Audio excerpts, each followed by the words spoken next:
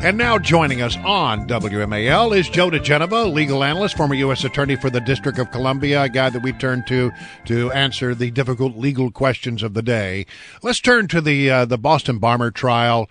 He got the death penalty. Very happy to see that. But then the Justice Department came out and said, this is not a religious crime. I want to read for you just one part of the letter that Dzhokhar Tsarnaev wrote while he was hiding in the small boat in which he was later captured. Listen to this. I'm jealous of my brother who has received the reward of Janutul Fenardus. I believe it's some kind of speaking in Arabic, or what is it? It's not Arabic. But anyway, before me, I do not mourn because his soul is very much alive.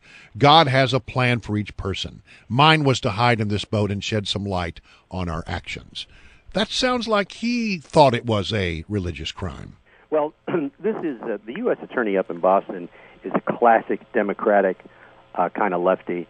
I'm sure that in seeking the death penalty, she had mixed emotions, but was compelled to do so by the heinous nature of the crime, particularly the killing of the child.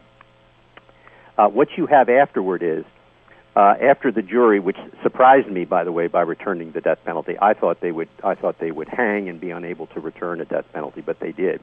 So that put the prosecutor in the position of having to prevent Tsarnaev from being a martyr by saying he can't be a martyr because it wasn't a religious crime, in addition to carrying out the administration's policy of making everybody think that Islam has nothing to do with terrorism. I mean, this is a continuation of the kind of stupidity in public policy that makes people laugh at public officials.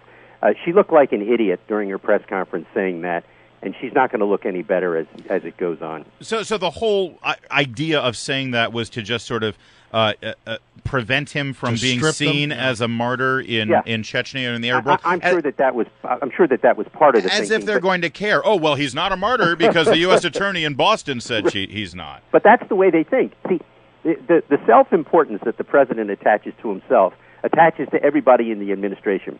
These are the people who are high and above you and me. They think of themselves as the best and the brightest, that they're smarter than everybody else, that they have a core moral fiber. In fact, they are losers. They are the worst type of public policy officials. They are preachers. They're the worst. Well, and this is what allows John Kerry and Barack Obama to stand up there and say, ISIS has nothing to do with Islam. This has nothing to do with the religion. So why are you killing these guys if they've got nothing to do with anything? Right. All right, new topic, D.C. rabbi sentenced to 6.5 years in prison on voyeurism charges. That's been quite an interesting case to watch. It's been going for quite a while now. This is a ceremonial bath. It's an Orthodox thing, and the women need to take their... A mikveh.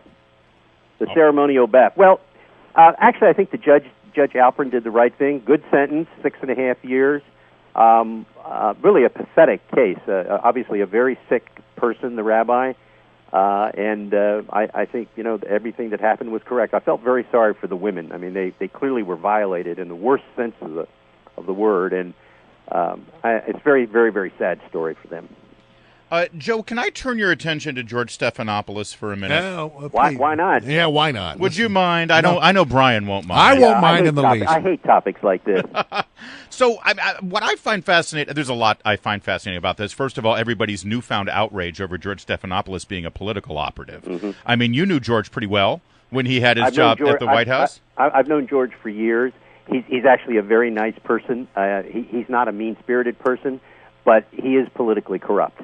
And his conduct in this case, by purposely hiding the fact that he had given over $75,000 to the Clinton Foundation, and then if you read the article written by the author Schweiker about all the things that he did over the years for the Clinton Foundation, both as a speaker, a moderator, a panelist, a whole bunch of other things. He was present and met a lot of the people that are mentioned in the book.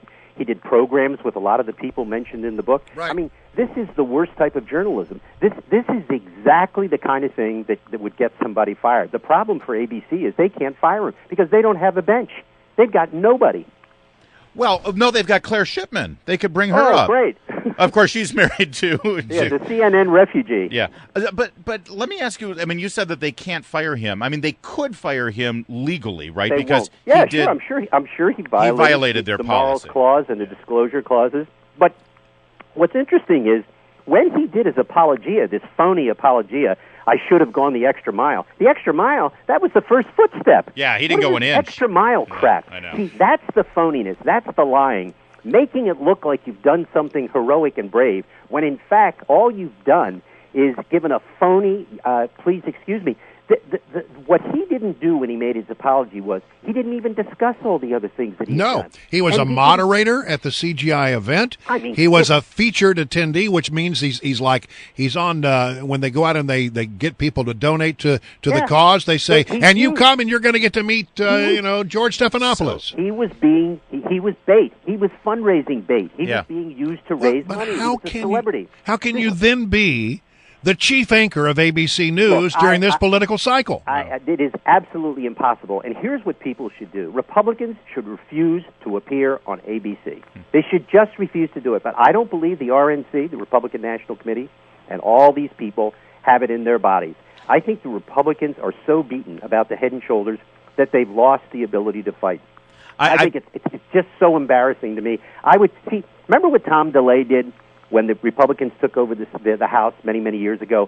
No one was allowed to appear on CNN. And do you know what CNN did? They did everything. They were groveling. They went to the leadership. Please come on our television shows. Please, we have to have you. That's exactly what should be done to ABC News. I would do it to MSNBC as well. Any Republican who's dumb enough to submit to these questions by these people deserves to be roasted alive. Joe, from a legal perspective, I want to ask you, because if we on WMAL have a declared candidate on the air, then the other declared candidates legally have a right to ask for equal time. I mean, there are nuances to that, and there are basic timelines and windows of opportunity where it has to be enforced and everything.